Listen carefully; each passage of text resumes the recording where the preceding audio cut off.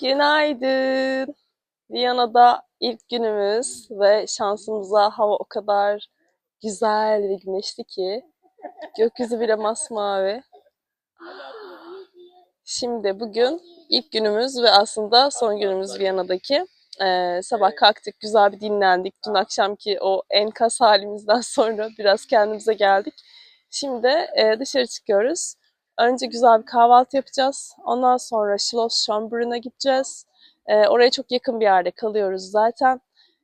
Ondan sonra da Big Bus turu yapacağız bugün. Vaktimiz kısa olduğu için ve ben Paris'te hoşuma gittiği için çok fazla ayakları ağrımadan gezmekle konuşamadım. Ee, Ayakları çok ağrıtmadan gezmek güzel oluyor ve böyle yukarıdan bakıyorsunuz her şeye falan. Hoşuma gitti. O yüzden Big Bus tur yapacağız bugün. Bir yerlerde inip, önemli yerlerde inip kendimiz gezeceğiz tabii ki. Hadi gidelim. Biraz daha sakin bir tarafını tercih ettik galiba şehrin yine. Ama benim çok hoşuma gidiyor. Bakar mısın sokaklar falan ne kadar tatlı. Sabah şu an saat 9'a geliyor. Hala pek kimse yok. Pazar sabahı olmasıyla da alakalı olabilir tabii.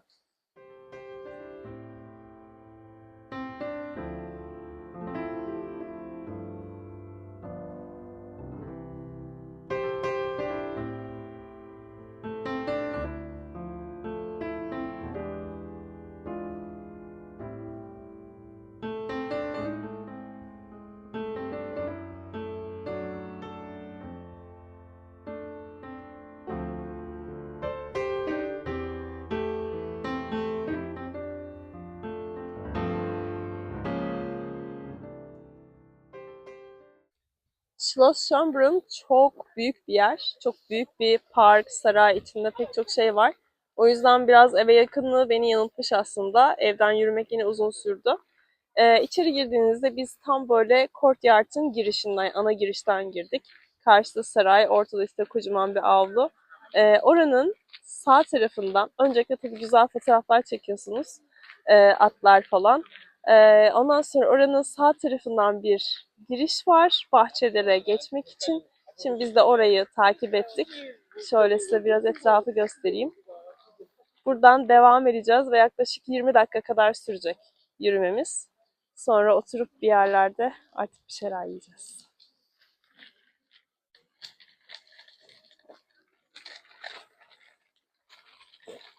Tamam, poz mu veriyorsun?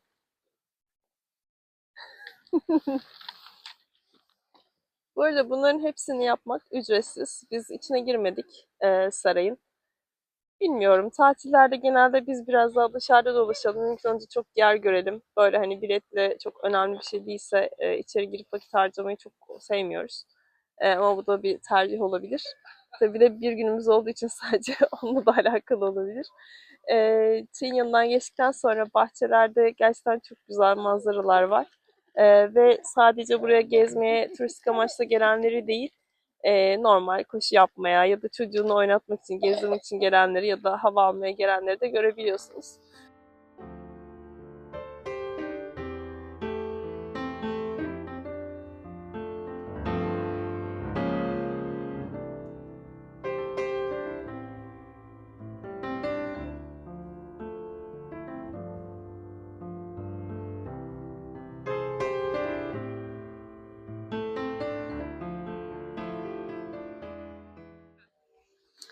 Schloss Schönbrünn'ün arka kısmına geçtiğinizde şöyle gördüğünüz gibi onun tam karşısında böyle heykelli bir havuz var. Sağ tarafınızda hayvanat bahçesi kalacak. Biz hayvanat bahçesine de girmeyeceğiz. Biz onun yerine arkada bir tepe var. Galerietes diye. Oraya tırmanacağız. Orada birazcık manzaraya bakacağız. Aşağıda Schloss Schönbrunn arka kısmındaki avludan yukarıya doğru tırmanmaya devam ediyoruz. Manzara gitgide güzelleşiyor. Çok yokuşlu gibi gözükebilir ama bebek arabasıyla hafif bir bebekle çıkabilirsiniz. Büyük bir çocukla bebek arabasına indirip çıkabilirsiniz. Gerçekten çıktığımıza değecek bence. Şurada arkada Tam burada güzel bir kafe varmış. Orada oturup biraz dinlenmeyi düşünüyoruz şimdi.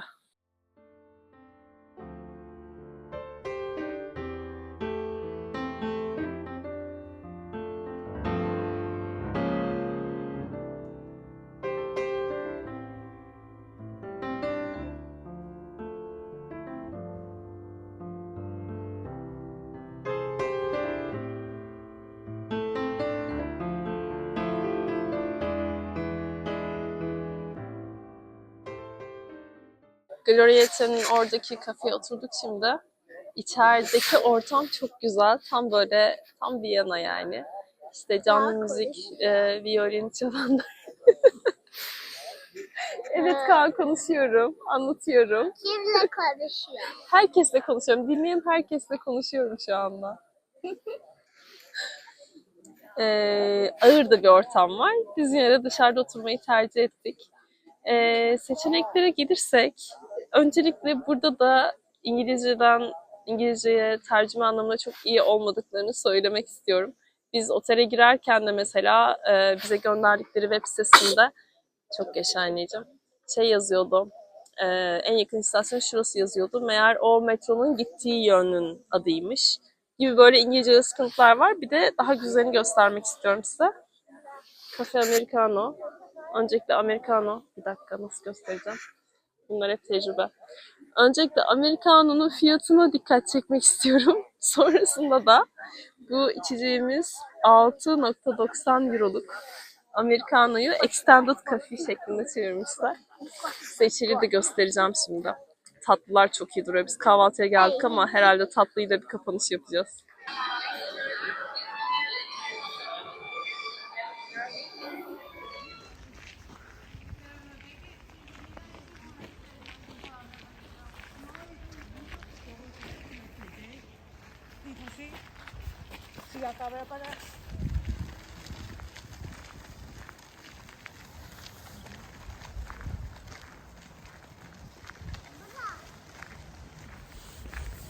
Schönbrünn'den çıkarken birkaç şey daha söyleyeyim. Kahvaltıda çok fazla bir şey beklemeyin. Normal işte Americano ve farklı bir yumurta çeşitleri yokmuş. Sadece haşlanmış yumurta getiriyorlar. Ha, güzel miydi? Haşlanmış yumurta güzeldi. Normalde ben çok sevmem haşlanmış yumurta ama hoşumuza gitti yani. Şimdi böyle aynı yolu geri dönüyoruz. Biraz daha farklı yollardan dönüyoruz. Bu arada o neydi adı ya? Gloriette. Gloriette'nin tepesindeki kuleye de çıkabiliyorsunuz. Biletli bir aktivite o. Ve sanırım yukarıda bir tane daha restoran var. Aşağıdaki kafenin yanı sıra. Şimdi oradan inerken daha farklı yollardan iniyoruz. Aynı ilk başta girdiğimiz sarayın oraya çıkacağız.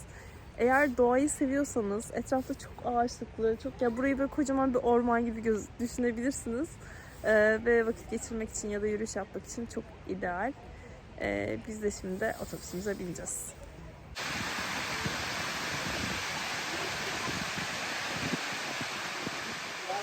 Bir yandan da fiyatları ve neler yediğimizi konuşuyorduk. Pahalı arkadaşlar Avrupa'ya. Yani Dubai'de yaşayan biri olarak bunu söylemek çok tuhaf biliyorum ama gereksiz pahalı. Dubai'de mesela dün akşam yediğim noodle tamam çok güzeldi. Ama son derece böyle casual bir yerde. 90 şık aynen. 100 dirheme yemezsin yani noodle'ı. Hani noodle daha uygun Dubai'de. Şimdi burada da yani haşlanmış yumurtalı falan bir kahvaltıya, çok böyle minimal bir kahvaltıya ne kadar verdik? 15 euro muydu? 13.90. 13.90. İşte 4,5 lira. Yine çok. Yani Dubai'de Batı'da o kahvaltının çok daha iyisine ve böyle güzel kruvasanlı falan, hani anladınız mı? Kocaman bir kahveyle beraber daha uygun fiyatlar verebiliyoruz. Acı kısmı bence de acı bir kahveye 7 euro Ya da kahveleri acı evet. Yani. Ama süt katıyla daha da kötü. Bilmiyorum. Avrupa'daki sütleri ben çok sevmiyorum. Ağır geliyor böyle, çok tereyağımsı geliyor. Şey de uymuyor zaten bu. Bir cream koyuyorlar ya, krem şanti gibi yani. Tatlıların yanına falan. O da çok uymuyor. Bilmiyorum. Bir de ben Viyana'yı biraz Sırbistan'a benziyorsun. Belgrad'a benziyorsun. benziyor. Değil mi? Şey yapmadı böyle. Ah inanamıyorum binalara bak böyle bir şey olamaz falan dedirtmedi. Daha az gelişmiş gibi. Bu arada dün işte metro kullandık. U-Bahn kullandık. Kararmış Almancam da tazeleniyor bu arada gelmişken. Ve hala makineden şöyle bilet alınıyor. Ve bileti başka bir şeye sokup valide ettiriyorsunuz ama validation dedi üzerine bir noktalarla şey yazıyor. Tarih ve saat yazıyor yani. Böyle bazı konularda hala birazcık geri kalmış. Şimdi şehir merkezi daha doğru düzgün gitmedik. Dün akşam Paris Platz'ın yanından geçtik.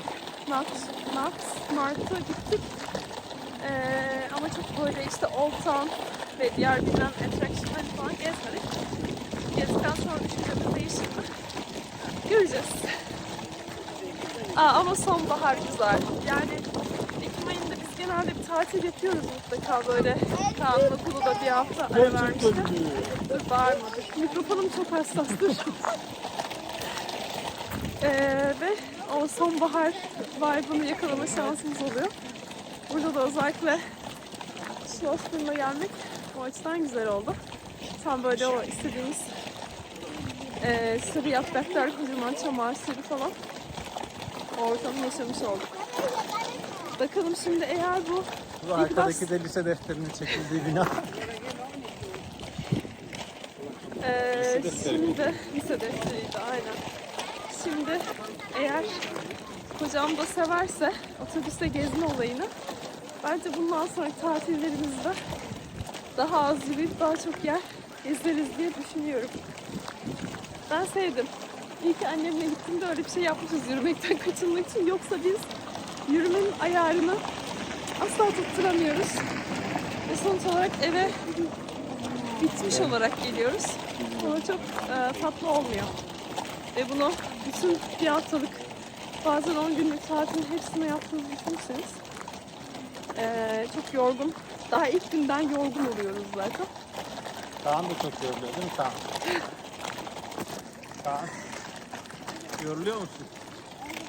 Ah canım. Kaan yormasın yeter ya. Dün zaten o kadar çabuk uyuyakaldı ki yazık. Hiçbir şey hatırlamıyor. Biz de sabah onu biraz kandırdık. Biz çok güzel yerleri gezdik falan diye. Değil mi Kaan? Evet. Senin sıran anne bir tane daha senin için sıfır. Kaan bilemedim QR kod. Neden Q ve R? Lütfen bir tane daha. Sen gerçekten biliyor musun yoksa hepimiz atacağız mı? Gerçekten biliyorum. Oo. Tek tahminim QR yani kareden esinlenmiş olması. Nasıl? Quick response. Gerçekten mi? Çok mantıklıymış. Vay yeni bir şey öğrendik. Teşekkürler Kaan. Nereden biliyorsun? Steam'den, Okey. okuldaki dersinden biliyorsun. Güzel.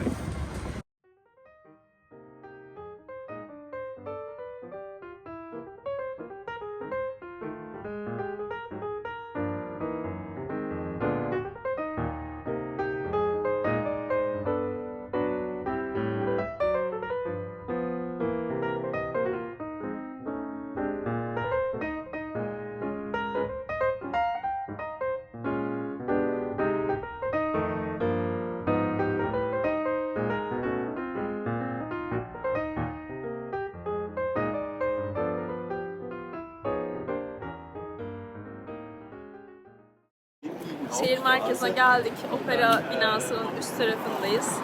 Ve arkamda bu meşhur, işte bizim de yukarıda yediğimiz çikolatalı ve kayısılı kekiyle meşhur olmuş Zahır kafe var. Ve önünde ciddi bir kuyruk var eğer görebiliyorsanız. Daha önce bir vlog izlemiştik. Bu arada az önce de yedik zaten. Hani wow değil. Ama gelmişken neden denenmesin tabii ki. Şehir merkezinde dolaşırken şimdi Stephanplatz'ın oraya geldik. Gerçekten çok güzel gözüküyor. Burası gecede çok güzel aydınlatması olan bir yermiş. Eğer zamanınız varsa gece ayrı gündüz ayrı gelebilirsiniz. Stephanplatz'ta bu kilisenin tam karşısında uzun bir kuyruk göreceksiniz. O da şu tatlını almak için. Takeaway olarak veriyorlar. Aslında baktığınızda pankekin böyle parçalanmış üzerine pudra şekeri dökülmüş hali gibi. Kokusu bana biraz ağır geldi. Ama belki siz deneyebilirsiniz.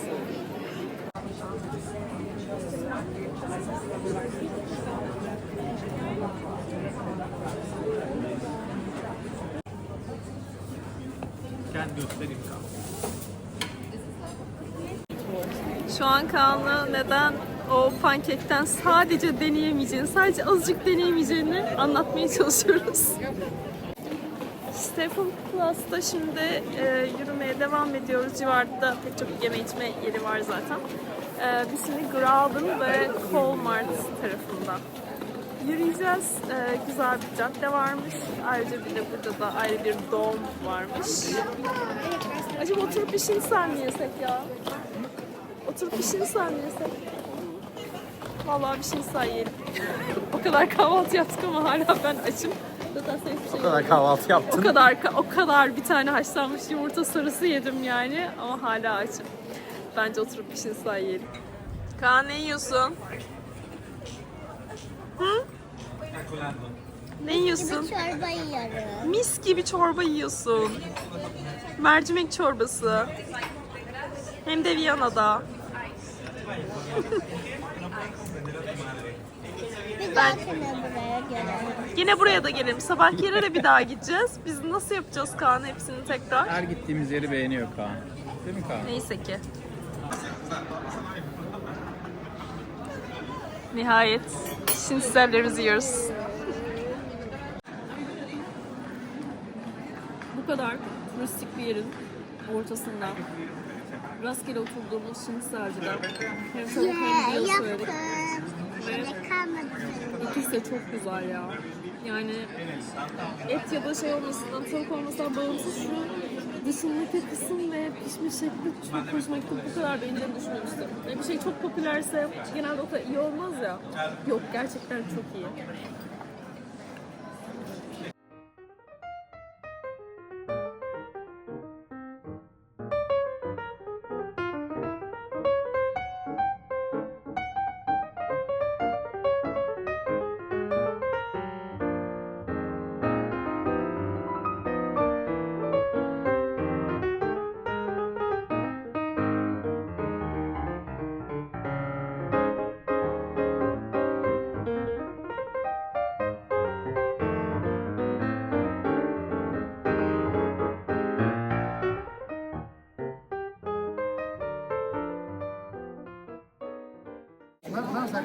Şinitzellerimizi yedik, Graben'da gezdik. Şimdi Kolsmart'a gidiyoruz. Burası hep böyle alışveriş yapabileceğiniz caddeler. Hem mimarisi çok güzel olan binalar var, hem arada görebileceğiniz heykeller var. Ortada kafeler var. Bugün mağazalar kapalı, bazıları kapalı. Bugün pazar çünkü, ama en lüks markaların mağazaları da burada. Çok keyifli bir cadde. Burada vaktiniz olursa böyle birkaç saat geçirmelik, oturup böyle bir Apfelstrudel falan yemelik. Takılmalık, hoş bir yer.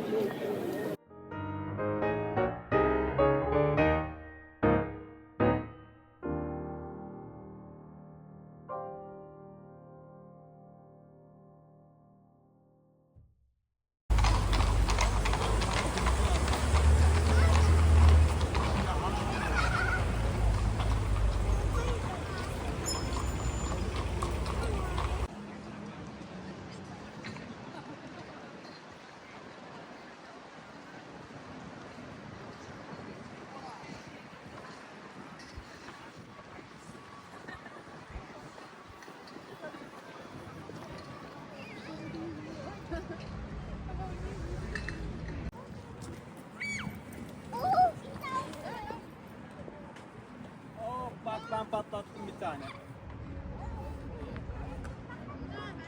Uzağa gitme bizim görmediğimiz yere. Bak Kaan gidiyor. Hadi bir daha.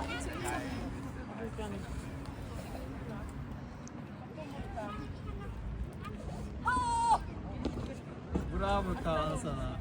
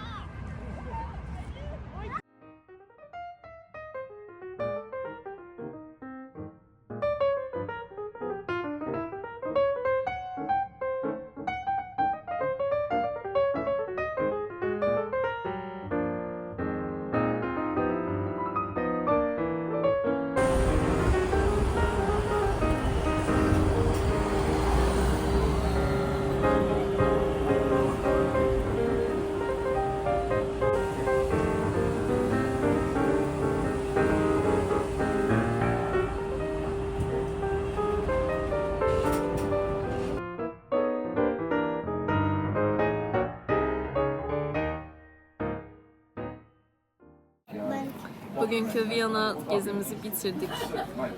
Otobüs turumuzu yaptık. Otobüs turu sayesinde aslında biraz böyle eski şehir, hani bilinen yerlerin dışında bu işte nehrin öbür tarafı, daha yeni yerleşimler falan, onları da görme şansımız oldu. Ve tabii sıkışık bir zaman dilimi olduğu için iyi de oldu.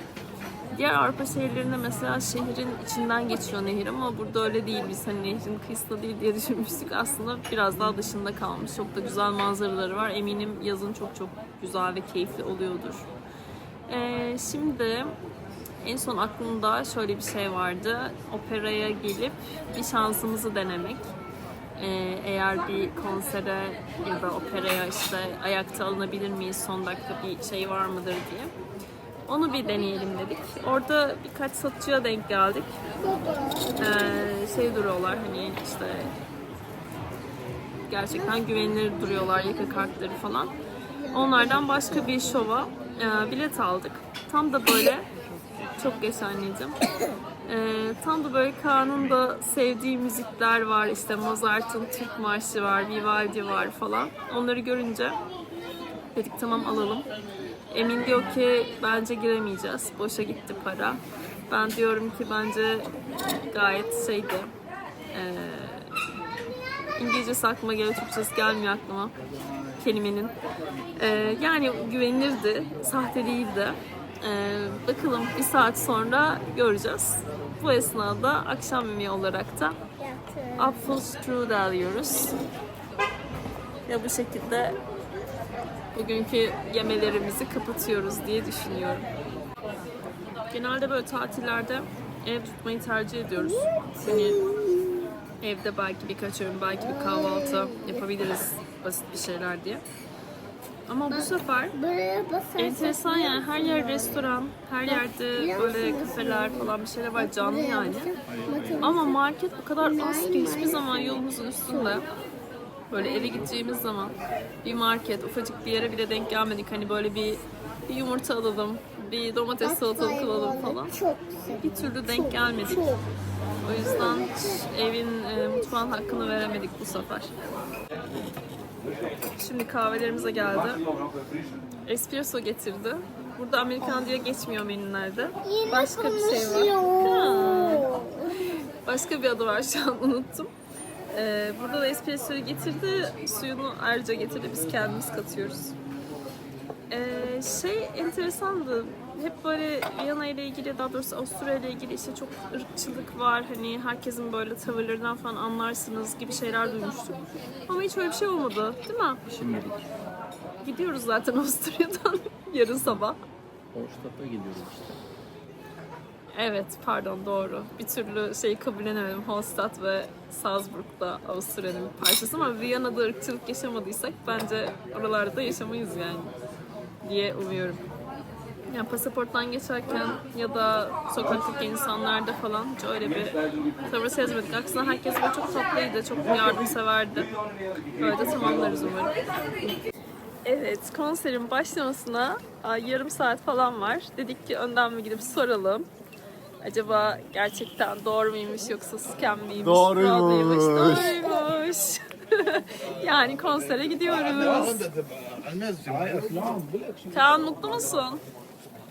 Hayır. Ya konsere gideceğimiz için mutlu musun? Hayır. Ya az önce soruyordun ya. Az önce soruyordun ya. Hayır. Bak şimdi sen de konuşuyorsun. Kaan kimle konuşuyor? Herkesle. Umarım Yanımdaki bu iki beyefendiden biri ya da ikisi birden uyumaz tabii konser boyunca. Onu göreceğiz. Konsere kadar biraz dolaşalım dedik gündüz gezdiğimiz yerlerde. Hatta bazıları için internette şey yazıyordu. Akşamları çok güzel ışıklandırması oluyor falan yazıyordu. Ama caddeler genel olarak karanlık ve binaların çok hızlı ışıklandırılmış. Yani böyle gece gezilmesi çok ihtişamlı diyemem açıkçası. Yani gündüz gezebildiğiniz kadar gezin derim. Akşam çünkü çok da bir hayat yok gibi Viyana'da. No problem. So you can come now. Thank you. Ora mi dirai di sì, vedi dove lontano partiamo e io da tu.